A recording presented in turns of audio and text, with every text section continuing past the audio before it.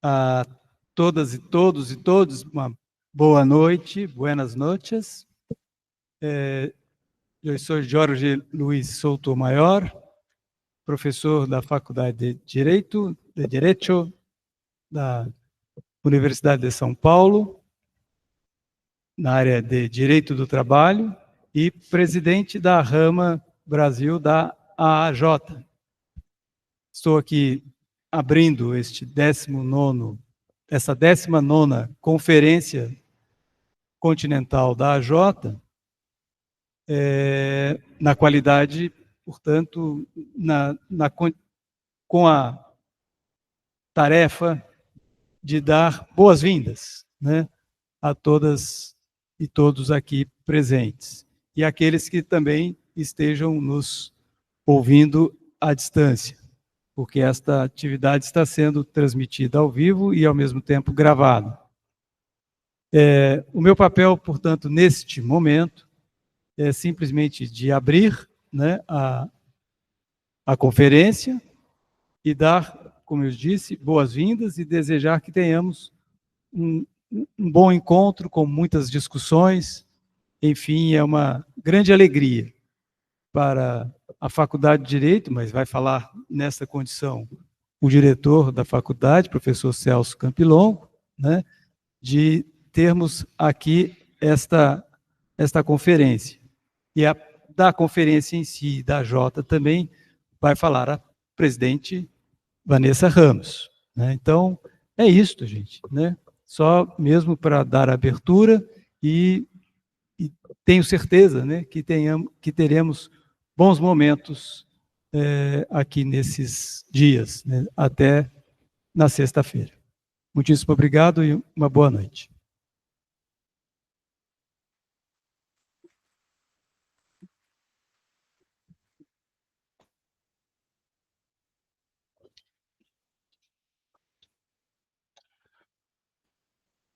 Buenas noches a todas, buenas noches a todos. Es un grandísimo placer para la Facultad de Derecho de la Universidad de São Paulo recibir a todos ustedes. Saludo a todos nella persona della presidente Vanessa Ramos y del profesor Jorge Souto-Mayor.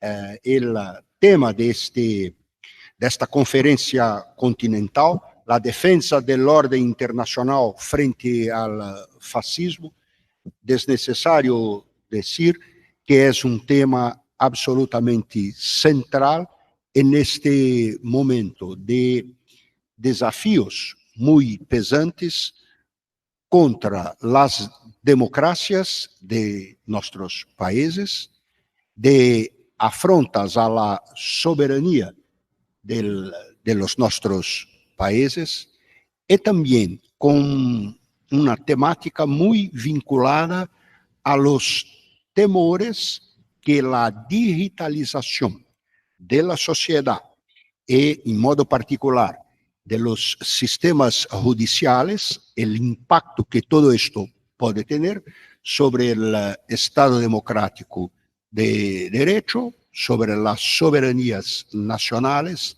y sobre la democracia. Bienvenidos a São Paulo, bienvenidos a la nuestra facultad. Ustedes deben sentirse como padrones de casa por los próximos días. Bienvenidos.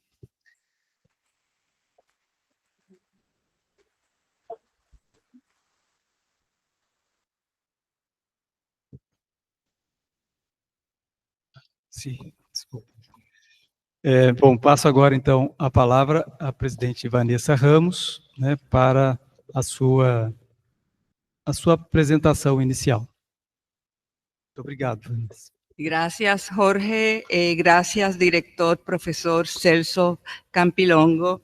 Y bienvenidos a todas y todos. Agradezco a la Rama Brasil de la AJ, al comité organizador, por hacer realidad nuestra 19 Conferencia Continental. Un saludo especial a la compañera Clea Carpi de Rocha, quien presidió la AJ, y a nuestro querido Antonio Raudilio Martín Sánchez allá en La Habana. dedico mis palabras a ustedes que luchan contra el fascismo en nuestra América y recordando al doctor Beinus Mukler. Recordando también que hoy es el Día Internacional contra la Violencia de Género. Este año conmemoramos los 50 años de la AJ, fundada en Panamá en el 1975 y en lucha por la autodeterminación de los pueblos, la soberanía del Estado sobre sus riquezas, la acción contra el imperialismo y el colonialismo, la paz basada en la coexistencia pacífica entre estados de diferentes sistemas sociales y económicos, los derechos humanos de la mujer, de la comunidad LGBTQI, los afrodescendientes y los pueblos originarios y la independencia de la judicatura y protección del ejercicio de la abogacía.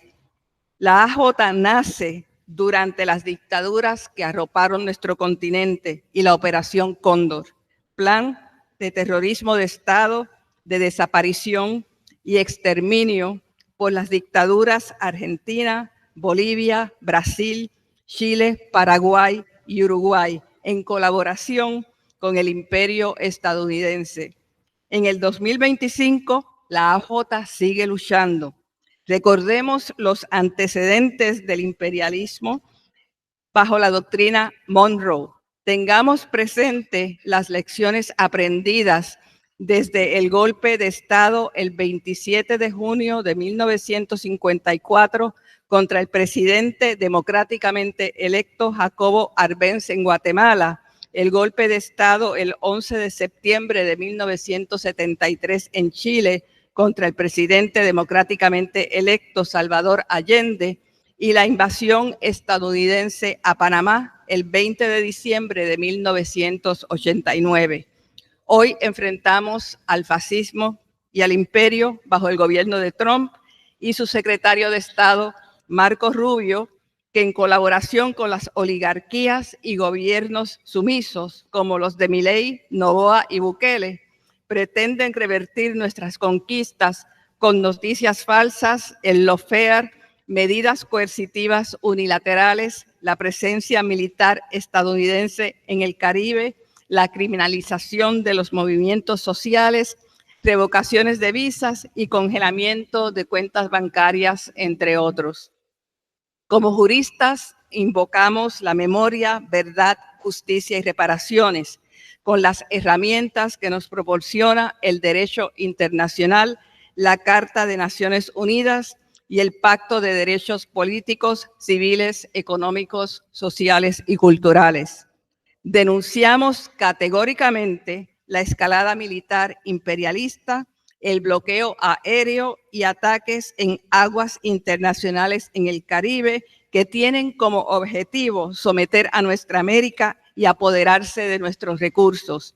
El fin inmediato es forzar un golpe de Estado en Venezuela contra el presidente democráticamente electo Nicolás Maduro Moros en violación a la soberanía y los principios de la Carta de la ONU. Hasta admiten que la CIA ya está dentro de territorio venezolano. El gobierno de Trump utiliza unilateralmente esta escalada militar con el pretexto de una supuesta actividad del narcotráfico. Aclaremos que los narcotraficantes están en Miami y en capitales de Europa. Existen procedimientos legales para atraer a la justicia a traficantes, como lo son los convenios multilaterales, bilaterales y procesos de extradición. Como dato, el presidente Petro indicó en la ONU que en el 2023 y 2024, y cito, fueron los años donde más cocaína se incautó y más de 700 capos del narcotráfico fueron extraditados a Estados Unidos y Europa. Los extradité yo y la cocaína la incautó mi gobierno y no tiramos un solo misil ni asesinamos ningún joven. Cierra la cita. Lo que ocurre son ejecuciones extrajudiciales de civiles violando el derecho internacional y los derechos humanos. Desde el 2 de septiembre ya son al menos 83 los civiles asesinados y 21 ataques por las Fuerzas Armadas estadounidenses en aguas internacionales sin proporcionar datos, limitándose a decir que las lanchas estaban operadas por, entre comillas, organización designada como terrorista. Como juristas, llevemos nuestras denuncias ante el relator especial sobre ejecuciones extrajudiciales, sumarias o arbitrarias de la ONU para que visite los países cuyos ciudadanos han sido asesinados por las ejecuciones extrajudiciales perpetradas por el gobierno de los Estados Unidos. En violación al derecho internacional, mantienen un despliegue militar sin precedentes y está frente a las costas tanto de Venezuela como Colombia. Para entender la magnitud, veamos algunos datos. Ya está en Latinoamérica el portaaviones Gerald Ford, el más grande de su flota, el submarino nuclear USS Newport News y 15,000 soldados. Puerto Rico se utiliza como bastión estratégico militar. Se han trasladado F-35, drones MQ-9, aviones con misiles Hellfire, el USS Iwo Jima, USS Fort Lauderdale, USS San Antonio, USS Lake Erie, USS Gravely, USS Jason Dunham, USS Stockdale, aviones de combate Harrier, aviones de transporte, helicópteros Seahawk y aviones que abastecen combustibles en el aire. Es la antesala al golpe de Estado, lo que ya intentaron y fracasaron en el 2002 contra el gobierno de Hugo Chávez. Los Estados Unidos no tienen idea de lo que les espera si se atreven a intervenir en la patria del libertador Simón Bolívar. A Venezuela se suman las amenazas hacia Colombia y el presidente Gustavo Petro. Nuestro mensaje a Colombia y Venezuela: denuncien ante la Asamblea General de la ONU y los foros internacionales. Sobre todo, refuercen sus lazos de hermandad. Los juristas acompañaremos así con denuncias ante los foros internacionales. Reiteramos que se dialoga respetando la igualdad soberana y autodeterminación de los pueblos para la resolución pacífica de los conflictos y no se hace con bombas. Cito disposiciones de la Carta de ONU al referido. Artículo 2.1. La organización está basada en el principio de la igualdad soberana de todos sus miembros. Artículo 2.4. Los miembros de la organización en sus relaciones internacionales se abstendrán de recurrir a la amenaza o al uso de la fuerza contra la integridad territorial o la independencia política de cualquier Estado o en cualquier otra forma incompatible con los propósitos de las Naciones Unidas. Expresamos apoyo a una paz verdadera y duradera en Colombia. El acuerdo final del 2016 entre Colombia y las FARC, con el apoyo de Cuba, los garantes Noruega, Venezuela y Chile, y el acompañamiento de la ONU, abrieron una página de esperanza.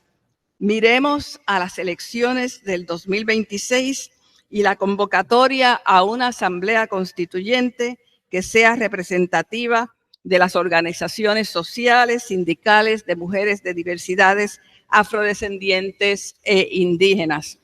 Construyamos las condiciones para expulsar de territorio colombiano y otros países hermanos las bases militares estadounidenses. Defendamos la soberanía de Panamá sobre el canal, que es de los panameños, y el respeto al Tratado Torrijos-Carter. Denuncien la actitud colonialista de los Estados Unidos. Es un canal para la paz y no un canal para la guerra. Denunciamos que el gobierno de Bukele permita aviones militares estadounidenses en El Salvador que podrían participar en ataques a la región. Decretó la suspensión de derechos constitucionales bajo un estado de excepción produciendo sobre 50.000 detenciones sin el debido proceso de ley. Detiene arbitrariamente, como son los casos del exministro Benito Lara, el firmante del acuerdo de 1992, Atilio Montalvo, y los defensores de derechos humanos de Santa Marta. Mantiene la cárcel de máxima seguridad SECOT, violando sistemáticamente los derechos humanos de los detenidos. Aquí, 252 migrantes venezolanos, aplicándose sin fundamento legal la ley del enemigo extranjero de 1798 de Estados Unidos, fueron secuestrados y trasladados desde los Estados Unidos, violando los principios contenidos, entre otros, la Declaración Universal de los Derechos Humanos, el Pacto Internacional de Derechos Políticos y Civiles, que prohíbe en sus artículos 9 y 14 las detenciones arbitrarias, la Convención contra la Tortura y la Convención Internacional sobre la Protección de los Derechos de todos los trabajadores migrantes y de sus familiares. Al imperio no le es fácil llevar a cabo un golpe de Estado cívico-militar y ejecutan en formas como el lawfare.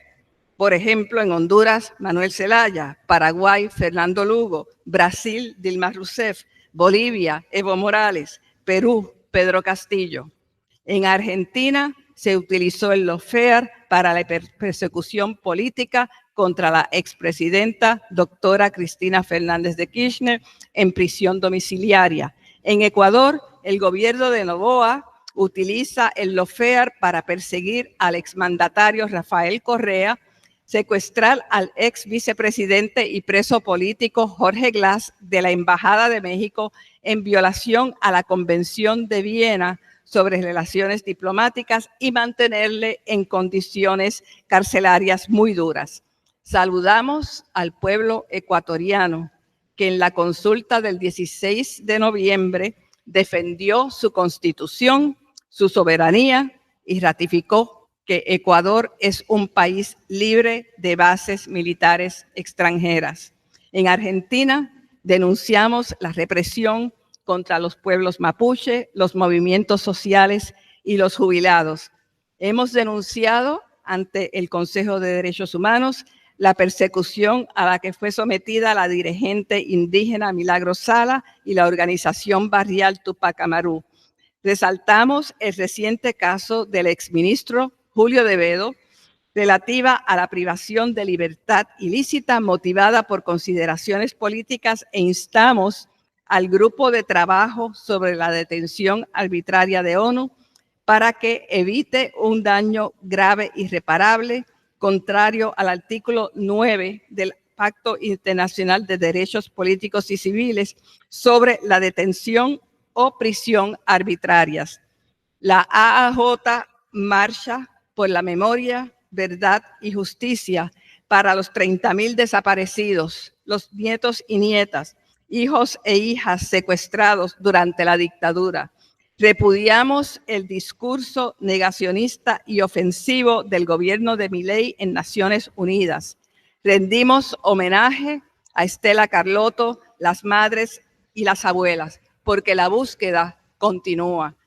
Como ejemplo de una victoria contra el lawfare, el presidente de Brasil, Luiz Inácio Lula da Silva, dijo: intentaron enterrarme vivo y acá estoy. Es una derrota al fascismo de Bolsonaro. Trump impuso las tarifas de represalias para asfixiar al pueblo brasileño y favorecer a su amigo Bolsonaro, encarcelado hoy por intentar un golpe de Estado tras su derrota electoral. Trump fracasó al atacar la soberanía nacional brasileña.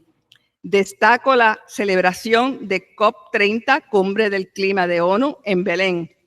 Fue una oportunidad para denunciar el ambientalismo racista y exigir una transformación económica real y obligar a la inclusión de los pueblos originarios, que son los protectores de la madre tierra, y que estén presentes en la toma de decisiones.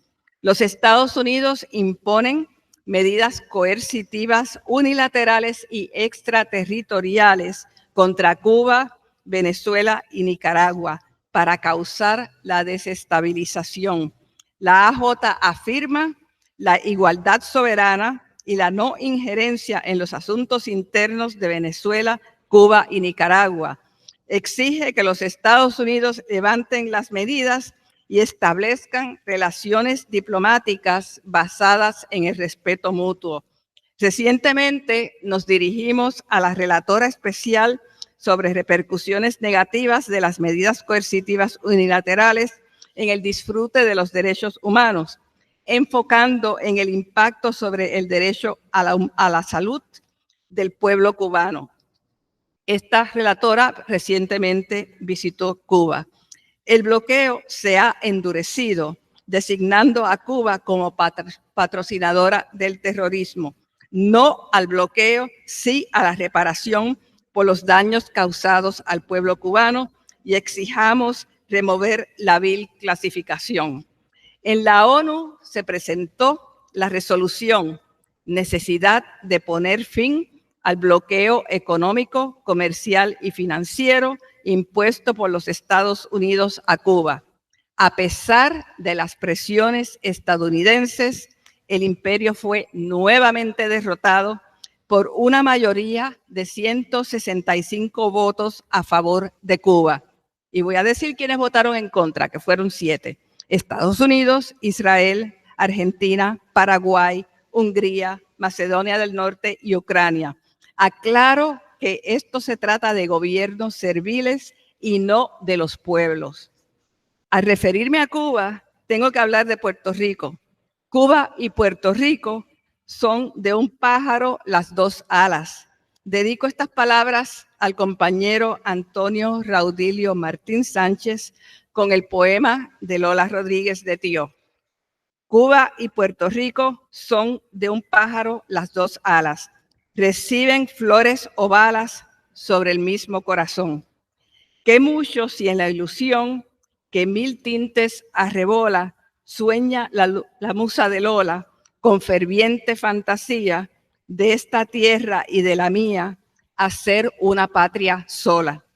Puerto Rico, invadido en el 1898, es una colonia bajo jurisdicción del Congreso de los Estados Unidos, que bajo el artículo 4, sección 3, cláusula 2 de su Constitución, otorga al Congreso la soberanía sobre Puerto Rico de disponer y hacer todas las reglas y reglamentos necesarios respecto del territorio o cualquier otra propiedad perteneciente a los Estados Unidos. A nosotros nos califican de propiedad.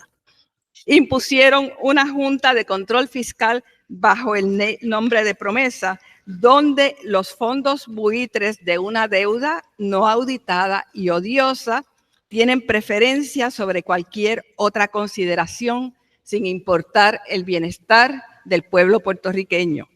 Los puertorriqueños tenemos el derecho inalienable a la independencia de conformidad con la resolución 151415 de la Asamblea General y las resoluciones del Comité Especial de Descolonización. Sin la independencia de Puerto Rico, nuestra América está incompleta, pues somos y seguimos siendo una nación latinoamericana y caribeña. Alcemos la bandera de la descolonización, el fin de la ocupación de Palestina, el Sahara Occidental, Puerto Rico y todos aquellos pueblos que siguen ocupados o intervenidos por fuerzas coloniales. Nos solidarizamos con el pueblo argentino en su legítimo reclamo de soberanía sobre las Islas Malvinas, porque las Malvinas son argentinas.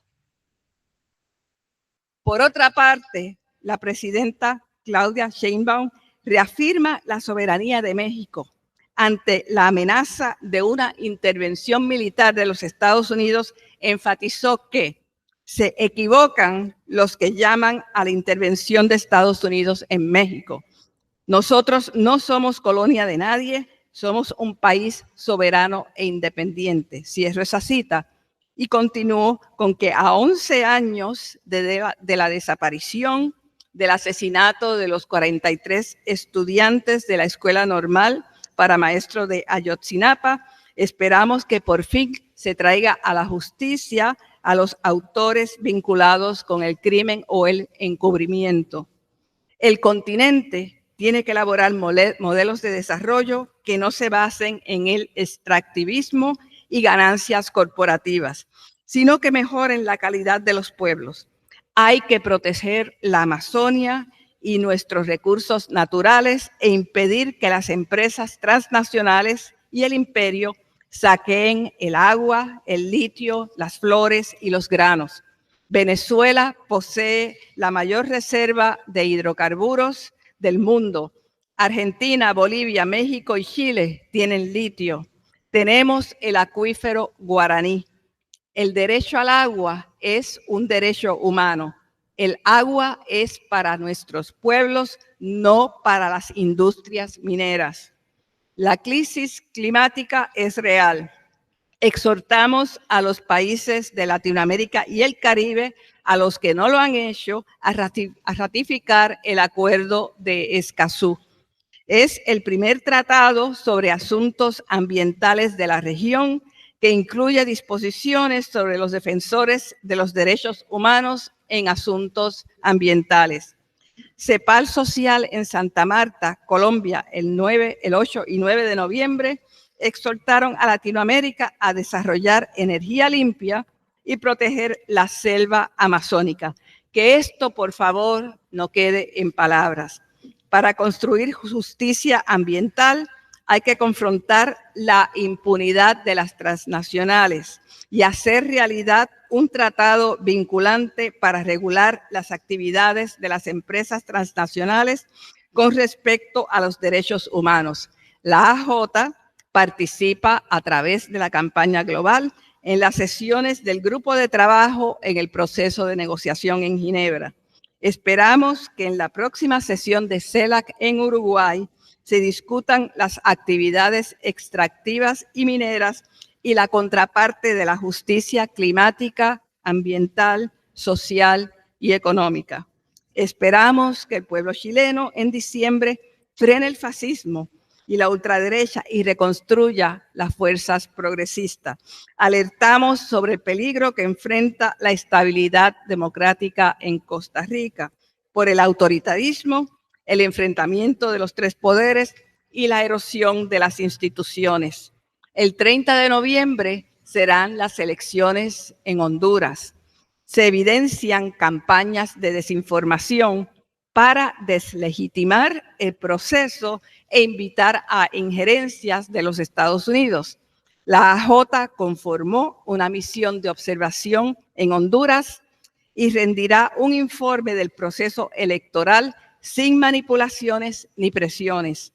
Seguimos multiplicando la solidaridad regional frente al imperio. Por ejemplo, cuando Cuba más lo necesitaba, después de la destrucción causada por el huracán Melissa, Venezuela envía cargamentos de medicinas y alimentos. No olvidemos la solidaridad con Haití, que realizó la primera revolución contra la esclavitud, estableciendo la primera nación libre de América Latina.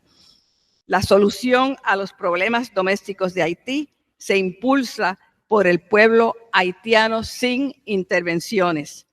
Rendimos homenajes al pueblo palestino, víctima del genocidio y el apartheid de Israel, con el apoyo incondicional de los Estados Unidos. La destrucción de Gaza y más de 60,000 muertos es genocidio. Y la Convención para la Prevención del Genocidio establece que genocidio es actos perpetrados con la intención de destruir parcial o totalmente a un grupo nacional, étnico, racial o religioso mediante A, matanza de los miembros del grupo, B, lesión grave a la integridad física o mental de los miembros del grupo, C, sometimiento intencional del grupo a condiciones de existencia que haya de acarrear su destrucción física total o parcial. D, medidas destinadas a impedir los nacimientos en el seno del grupo. E, traslado por fuerza de niños del grupo a otro grupo. Eso es genocidio y eso es lo que está pasando en Palestina. Hay que traer a la justicia a los perpetradores de los crímenes de guerra y lesa humanidad que se han perpetrado contra el pueblo palestino. Quiero finalizar con algunas ideas. Denunciar la presencia militar de los Estados Unidos en el Caribe y denunciar la presencia del Comando Sur en nuestro continente. Dar seguimiento a los hechos relacionados a la invasión de Panamá en 1989. Exigir el retiro de todas las bases militares estadounidenses en nuestro continente por ser una amenaza a la paz, a la vida y la misma existencia del planeta. Denunciar los intentos desestabilizadores y las operaciones de inteligencia organizadas por el gobierno de los Estados Unidos junto a los títeres locales y conglomerados mediáticos que pretenden destruir los avances logrados en los organismos de integración regional como CELAC, UNASUR, ALBA y Mercosur. Exigir el fin de las medidas coercitivas unilaterales contra Cuba, Venezuela y Nicaragua y exigir la devolución de Guantánamo. Defender los derechos humanos de los migrantes y refugiados. No podemos ser cómplices de la separación de familias, el racismo y la xenofobia. Invoquemos los principios consagrados en la Convención sobre la Protección de los Derechos de los Trabajadores Migratorios y de sus familias y la Declaración Universal de los Derechos Humanos. Trabajar por modelos económicos alternativos, incorporando todos los derechos humanos para proteger el medio ambiente, erradicar la pobreza, promover el empoderamiento de las mujeres y niñas, los pueblos indígenas y los sin tierras y la inclusión de las comunidades LGBT. Unirnos para lograr una Latinoamérica con capacidad científica y de coordinación regional de servicios de salud y la adquisición de medicamentos para enfrentar desastres naturales y pandemias. Solidarizarnos con las comunidades de afrodescendientes que exigen reparaciones por los horrores de la esclavitud y luchan día a día contra la discriminación racial.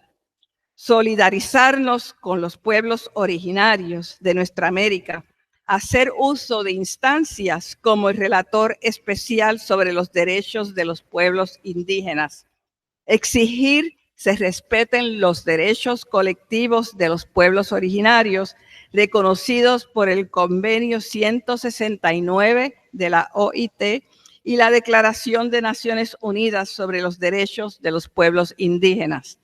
Apoyar al pueblo boliviano por la salida al mar, apoyar la libertad del presidente Pedro Castillo en Perú, condenar toda forma de colonialismo y exigir la descolonización de Puerto Rico, del Sahara Occidental y el fin de la ocupación ilegal por Marruecos. Apoyar al pueblo palestino en su lucha contra la ocupación de Israel, incluyendo Jerusalén Este, y exigir un verdadero cese de fuego en Gaza, el fin de la brutalidad en la Franja Occidental, la libertad de todos los prisioneros palestinos, el desmantelamiento de los asentamientos de colonos, el derecho al retorno de los palestinos y las reparaciones. Apoyar la lucha del pueblo de Ecuador contra la impunidad de Chevron y los daños ambientales ocasionados en la Amazonía ecuatoriana. Garantizar el derecho a la no discriminación y la integridad personal a personas con discapacidad. Traer a la justicia a los responsables de los asesinatos y ataques de defensores y defensoras de los derechos humanos, ambientales, periodistas y juristas. Seguir contribuyendo a la ola verde desde nuestra justicia feminista. para ir desmantelando el patriarcado.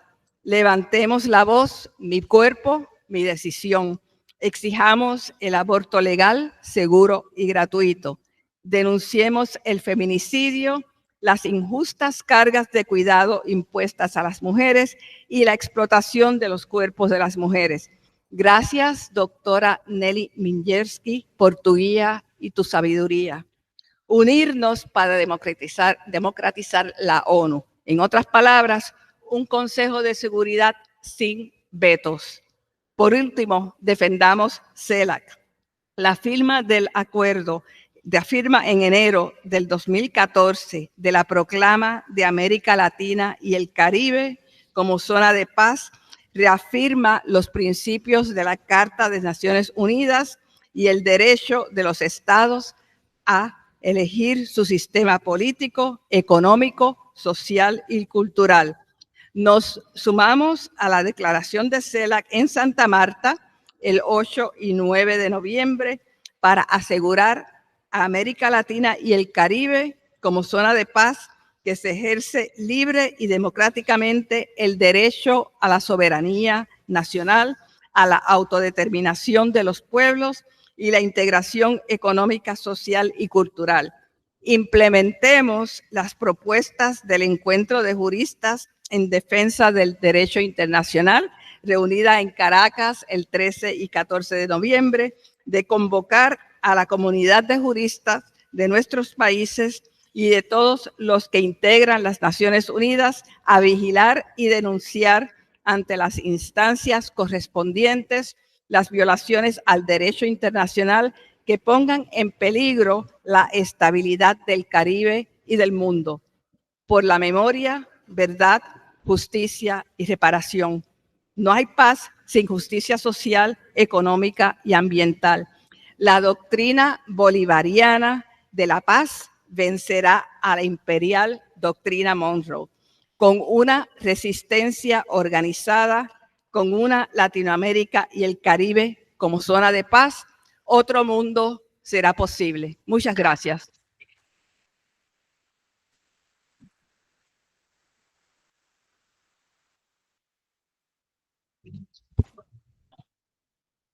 Muchas gracias, Vanessa. Allora, Zaffaroni. Sí. Sí. Bueno,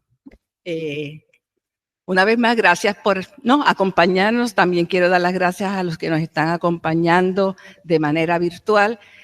Para mí es un honor y un privilegio presentar a ese gran jurista, no solamente argentino, sino regional y continental,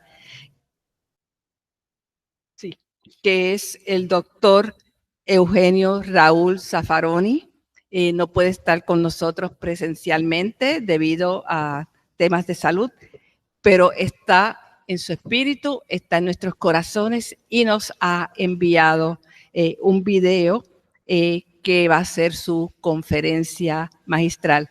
Yo tengo que decir que hasta me pongo nerviosa cuando menciono su nombre porque es uno de mis grandes referentes y lo es el referente de muchos de nosotros aquí.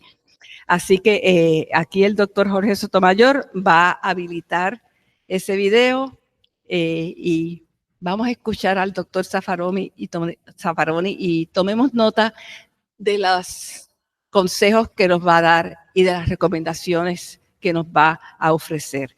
Así que nos das unos minutitos o unos segundos para habilitar el video. Gracias, Jorge Sotomayor, por encargarte de esto. Amigas, amigos, compañeras, compañeros, lamento no estar físicamente con ustedes en este momento, y en este momento de la Asociación Americana de Juristas. Les agradezco enormemente el honor que me hacen de permitirme hacerlo a distancia. Un fuerte abrazo a todos, especialmente a la compañera Claudia Roca, que sé todos los esfuerzos que hace en nuestra región, en nuestro país, en todas las desgracias que nos están sucediendo en la región e incluso en esta pobre República Argentina que está dando un espectáculo verdaderamente lamentable al mundo. Quisiera conversar un poco sobre algo que está sucediendo, que puede tener una visión muy limitada, la visión de los juristas. Tengamos cuidado con nuestra estrecha visión a veces. Estamos viviendo, entre otras cosas, y perdonen que la especialidad me haga llamar la atención ante todo, pero no creo ser yo solo. Da la impresión de que estamos viviendo un ocaso del derecho penal de garantías. Un ocaso que para algunos daría la impresión que es una decadencia frente al siglo XVIII, porque llaman derecho penal liberal. El derecho penal liberal del siglo XVIII no es nuestro derecho penal de garantías, es otra cosa. Cosa importante, no voy a negar de ninguna manera, sería absurdo negar los elementos que aquellos pensadores europeos del siglo XVIII aportaron y que son válidos hasta el día de hoy. Garantías, límites. Pero ubiquemos cada cosa en su espacio y en su momento civilizatorio. Realmente el poder punitivo es algo que ha tratado de ser justificado y legitimado de muchísimas maneras. Pero aquellos pensadores del siglo XVIII no pensaban solo en el poder punitivo, en la pena, en los límites de la pena, no. Ellos pensaban modelos de Estado que oponían al Estado absoluto de la monarquía. ¿Por qué? Si miramos longitudinalmente un poco la historia, nos vamos a dar cuenta. El poder punitivo, ese poder punitivo, tiene muchas funciones, pero hay una que es indiscutible. Verticaliza las sociedades, la jerarquiza. El predominar relaciones de poder verticales y se reducen las relaciones de comunidad horizontales. La sociedad va tomando un aspecto corporativo, jerarquizado, y eso prepara a las sociedades para la guerra. El poder punitivo y la guerra no son dos fenómenos independientes. Sin previo ejercicio de poder punitivo no hay guerra. Sea guerra interimperialista o sea guerra colonial. Y nuestro genocidio colonizador originario es resultado de un largo ejercicio de poder punitivo en Iberia, que verticalizó a la sociedad ibérica a lo largo de 7 siglos de guerra colonial contra el Al-Ándalus. Por eso que nos colonizaron. No puede colonizar una sociedad que no tiene una estructura colonizadora. No puede hacer una guerra colonial una sociedad que no tiene una estructura bélica. Y la estructura bélica la da el ejercicio del poder punitivo. Cuidado que este ocaso del derecho penal de garantías, este momento civilizatorio, también es un momento en que el poder punitivo es previo a la guerra. Y las sociedades se verticalizan por 2 razones. Una, para llevar adelante una guerra, que puede ser colonial o no. Otra, para verticalizar y jerarquizar a la sociedad sometida colonialmente. La colonización originaria determina el sistema mundo de que hablaba Wallerstein, fines del siglo XV, nos roban oro, plata, medios de pago, se los llevan. Pero Europa Iberia estaba tan verticalizada que no pudo tener una clase de industriales, de comerciantes, de banqueros. Había expulsado a los judíos. Y entonces necesitaba artesanías,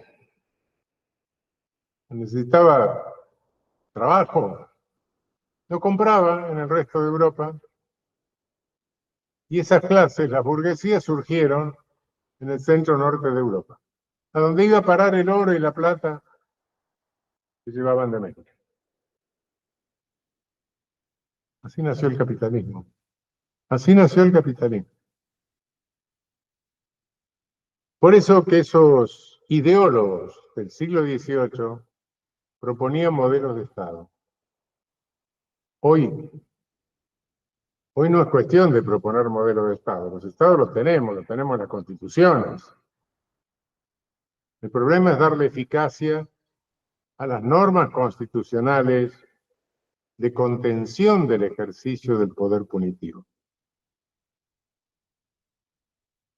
Cuando un pensador extraordinario de Brasil, Tobías Barreto, en el siglo XIX, dijo, mire, no justifiquen la pena. Quien quiera justificar la pena tendría que justificar la guerra.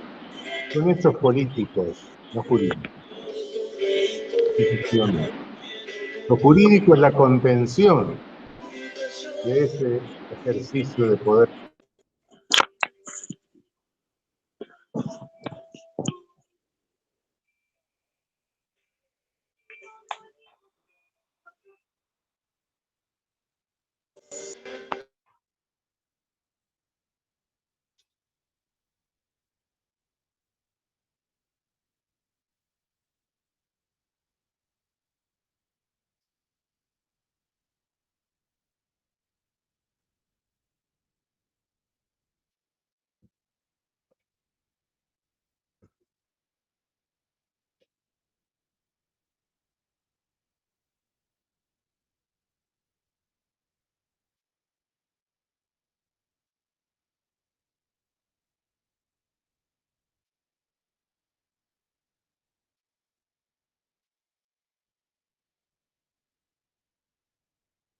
Político, sea la del poder punitivo, sea la de la guerra.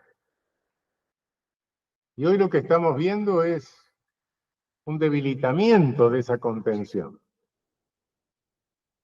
Estamos viviendo un momento de la ondulación civilizatoria que es un momento de decadencia de la razón y de ascenso de la fuerza. En los momentos de ascenso de la fuerza, la razón decae y con la razón los proyectos de coexistencia. Predominan los proyectos de fuerza, el Estado de Derecho se debilita, el Estado de Derecho es una pretensión igualitaria, pero en toda sociedad hay privilegios. Entonces el Estado de Derecho no es algo estático, es algo dinámico. Es una constante lucha de la igualdad contra los privilegios, en la cual a veces se avanza, a veces se retrocede. Y en estos momentos de decadencia civilizatoria se retrocede. Nosotros vemos el fenómeno como un fenómeno jurídico, vemos la parte, pero cuidado, es un signo que se inserta en un terrible momento de esa ondulación decadente civilizatoria. Pierde eficacia el derecho, pierde eficacia en todo el mundo. Lo vemos en el derecho internacional. Yo no sé si la propia Organización de Naciones Unidas tiene hoy mucho más poder que el que tenía la vieja sociedad o Liga de las Naciones cuando Mussolini invadió Etiopía. No lo sé. Pero obviamente que está desapoderada. Los tribunales internacionales están desapoderados. Vemos una decadencia incluso en la propia jurisprudencia. hemos asistido en el sistema continental a una decisión de medida provisional respecto del ex vicepresidente de Ecuador, Glass, que es verdaderamente penosa. Penosa. Y estamos padeciendo todo un fenómeno que es relativamente nuevo. El poder punitivo siempre es selectivo. Sin lugar a dudas, vamos a una cárcel, vemos el resultado del ejercicio del poder punitivo. Hay un 5 o 6% de mujeres. Si el feminismo quiere verificar la vigencia del patriarcado, no tiene más que mirar esto. No es necesario el control punitivo de la mujer. 5%, del cual un alto porcentaje está constituido por delitos, por participación en delitos que son organizados por hombres. 95% de hombres, un 10% más o menos de patibularios, homicidas, etcétera, algunos de los cuales están más cerca del manicomio que de la cárcel, y el resto, hombres jóvenes, provenientes de barrios precarios, llámense favelas, buíos, pueblos jóvenes, Villa Miseria, como se quiera, con escasísima instrucción o nula y sin entrenamiento laboral especializado. El 50% de nuestros presos están en prisión preventiva. No están condenados formalmente. Ese es el resultado de la selectividad. Pero en los últimos años hemos visto una nueva selectividad. Ahora el poder punitivo se lanza y es usado y son manipulados los operadores judiciales para sacar del escenario político a los líderes populares. Hemos visto el caso de Lula da Silva. Nosotros tenemos el caso de Cristina Kirchner y otros, Amado Gudú, Milagro Sala. Ecuador, el lamentable juicio con jueces provisionales, provisorios, nombrados por el delincuente Lenín Moreno contra Correa y su gabinete. Y tenemos el lamentabilísimo caso de Pedro Castillo en Perú. Digo lamentable porque tiene algunas características que son propias y que se suman a las de todo el llamado lawfare. En el caso peruano es innegable que en medio de esa catástrofe institucional hay un telón de fondo de racismo. Pedro Castillo es el primer presidente peruano serrano. El Perú está atravesado históricamente, de González Prada, lo sabemos, etcétera, por un racismo entre sierra y costa. Extraño y particular racismo, por cierto. Pues bien, no podían tolerar un presidente serrano. Y además Pedro Castillo sigue siendo formalmente el presidente constitucional del Perú, porque ha sido destituido sin los votos necesarios marcados por la Constitución. Y ha sido destituido por lo que se llama incapacidad moral o inhabilidad moral. Inhabilidad moral. Entre los diputados que votaron esa destitución, hay algún médico que fue ministro de Fujimori y que autorizó u organizó la esterilización forzada de miles de mujeres indígenas. Ese autor de crimen de lesa humanidad es el que califica a Pedro Castillo como inhábil moralmente. Y ahí está, preso, con dificultades de comunicación. Podríamos seguir. Pero compañeras, compañeros, lo que veo es que el derecho pierde eficacia. Y nosotros nos entretenemos en imitar a los pensadores del siglo XVIII, asignándole funciones al poder punitivo que no cumple porque son otras. Teorizamos partiendo de teorías del conocimiento idealistas o solipsistas. No nos hemos librado del neocantismo. El mundo existe, pero lo ordena el valor, los valores. ¿Qué son los valores, señores neocantianos? No son. Los valores valen. ¿Para quién valen? No me haga esa pregunta porque eso corresponde a una ciencia natural, descriptiva, y yo manejo una ciencia del espíritu, una Geisteswissenschaft. El espíritu del vino, no sé. Y nos falta otro que me dice, no, bueno, ya sé, la pena tiene por función ratificar la eficacia de la norma. Y sí, esa es la función de la pena. Genial, genial. De ese modo va a justificar la crucifixión de Jesucristo también. No me cabe duda que ratificaría la eficacia de alguna norma del derecho romano. No, pero eso pasaba entonces. Ahora no, porque yo tengo el Estado de Derecho. ¿Qué Estado de Derecho tiene usted? ¿Usted qué se cree? ¿Que el Estado de Derecho es un ingenio que se compra, viene un técnico, lo instala, aprieta un botón y funciona? El Estado de Derecho es una permanente contradicción, como lo decía hace un momento, entre la igualdad y el privilegio. No una dialéctica, porque no hay síntesis. Es una eterna pugna. Entonces, usted tiene un Estado más o menos de derecho. ¿Qué vamos a hacer?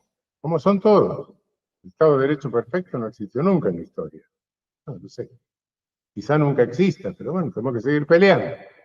El modelo abstracto, el modelo perfecto es lo que nos sirve para saber qué tan cerca o tan lejos estamos. Pero si nosotros seguimos haciendo derecho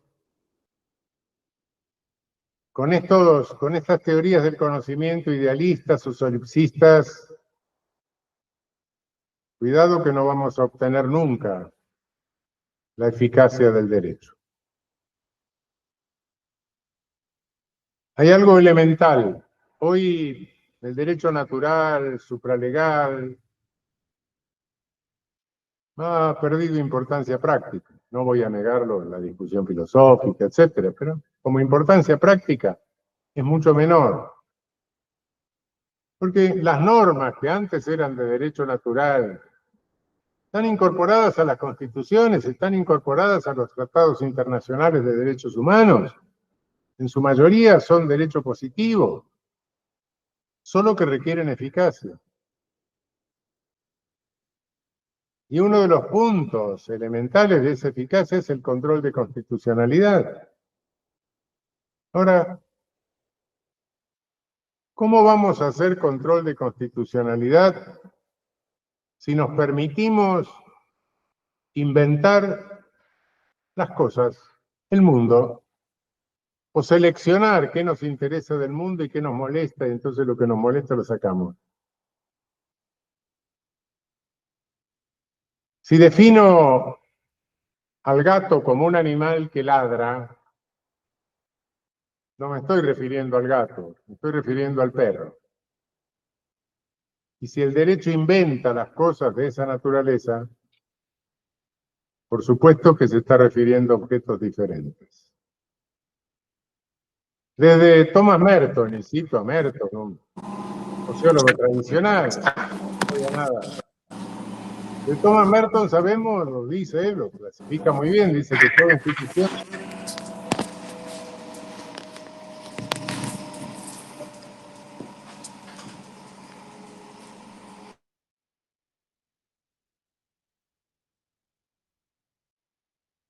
tiene fines manifiestos, expresos y funciones latentes o reales.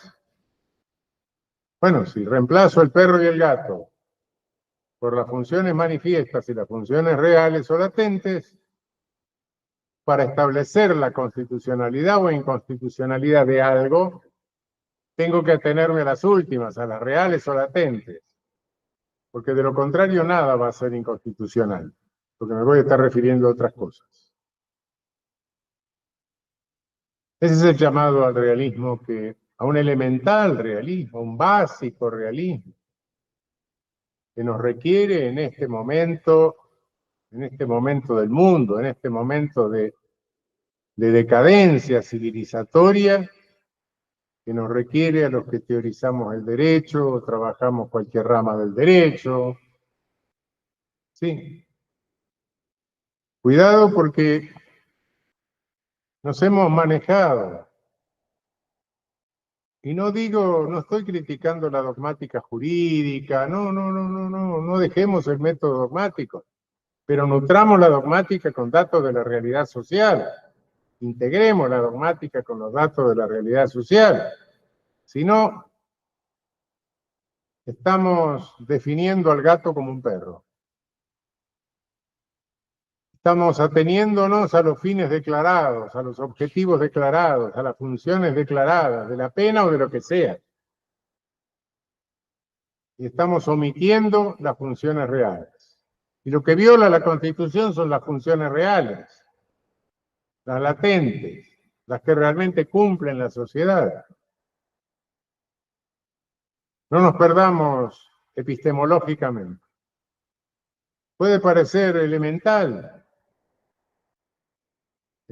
decir el derecho no debe inventar las cosas. Debe respetar la autenticidad de las cosas, como es la realidad.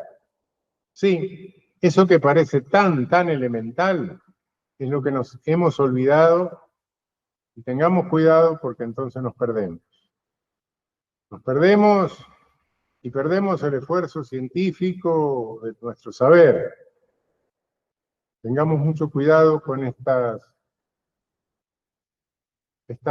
pérdidas por caminos del idealismo, del solipsismo, de un neo-hegelianismo o retro-hegelianismo raro. Mucho cuidado. Pensemos en términos de realismo elemental. Nada más que para respetar la autenticidad, lo que cada cosa es.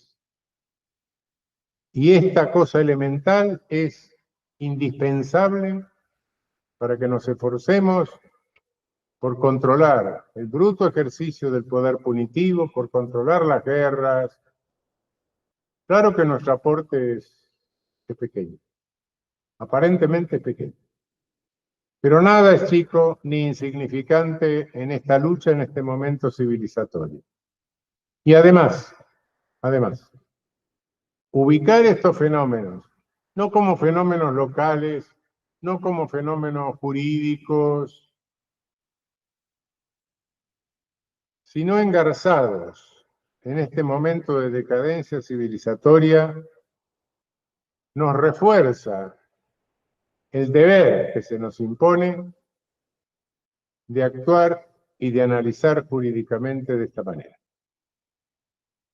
No es ya solo el por sí mismo importante deber de dar eficacia a las constituciones, al derecho internacional de los derechos humanos, no es solo eso.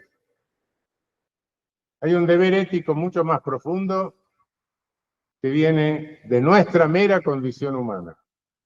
La necesidad de llegar al momento de crisis al momento de inflexión de esta curva descendente y de remontar de nuevo una ondulación ascendente de la razón en nuestra civilización. Es un deber humano. Me dirán, bueno,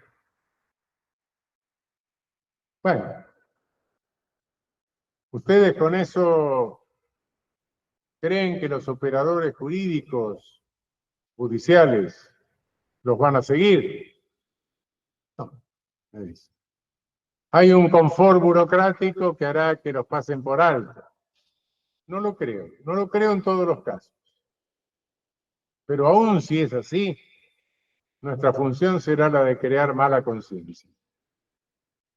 Y la mala conciencia genera neurosis, la mala conciencia genera desequilibrio psíquico, la mala conciencia genera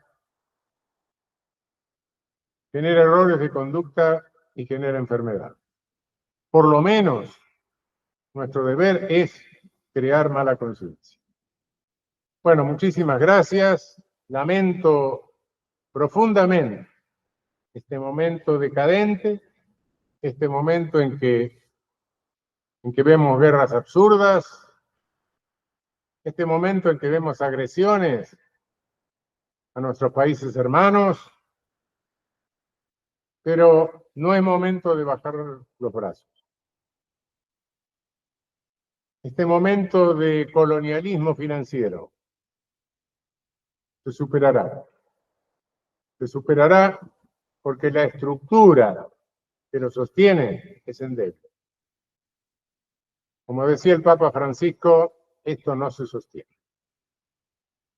Empecemos a pensar lo que hay que hacer después de la quiebra de esta estructura. Un abrazo, mil disculpas por no estar personalmente con ustedes.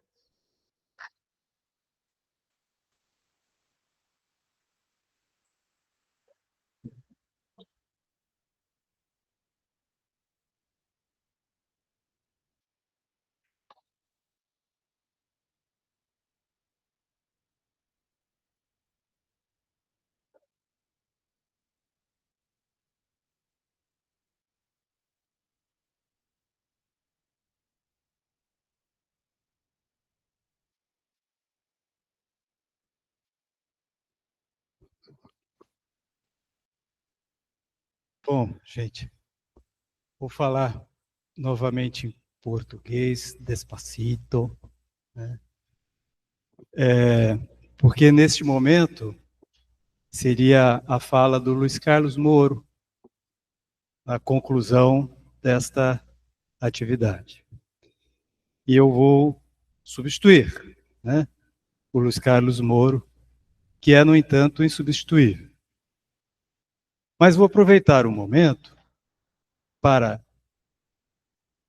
falar um pouco sobre o que somos nós aqui na Rama Brasil, né, associados da AJ. Nós somos certamente anticolonialistas, firmemente antirracistas,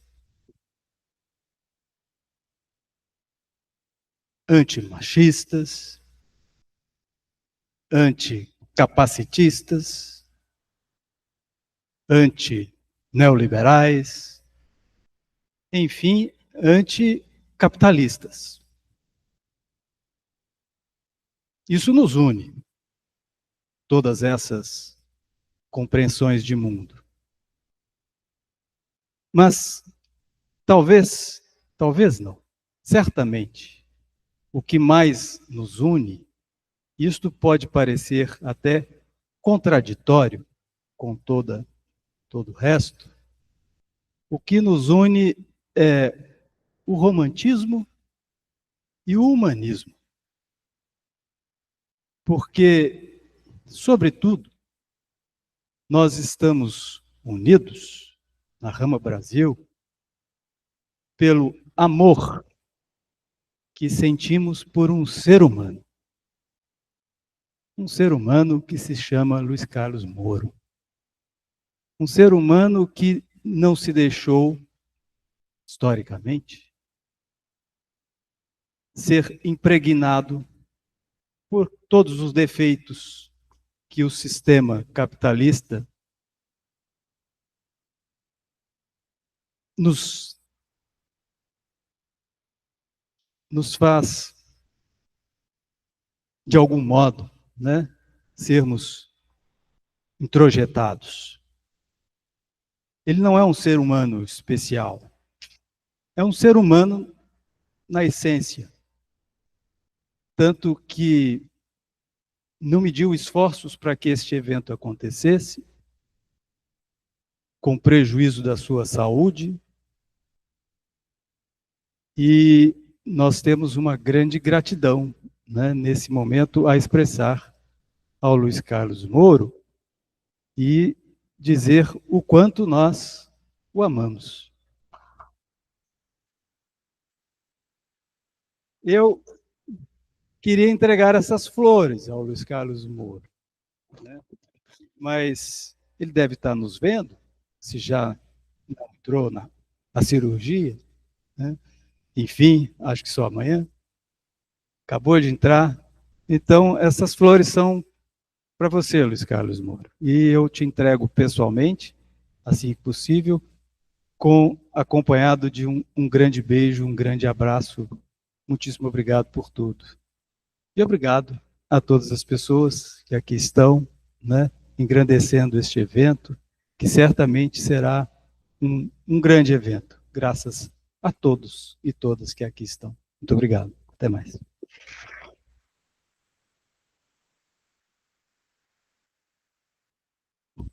Desculpe, mais um pouquinho.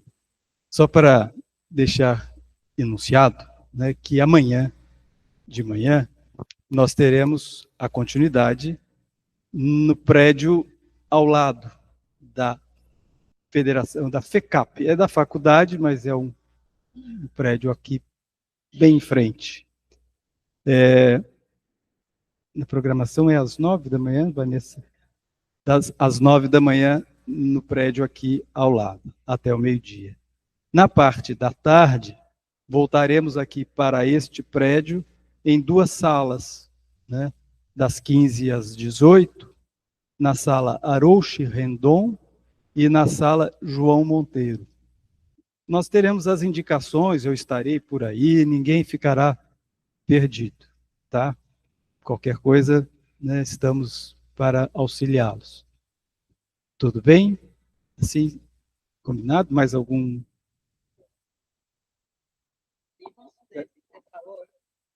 Tá ligado. Só para mais.